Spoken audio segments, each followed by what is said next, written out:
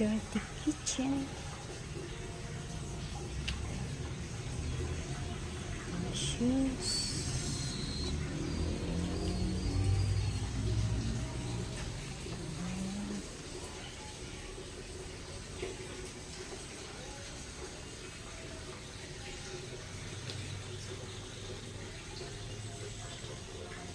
Dirty kitchen.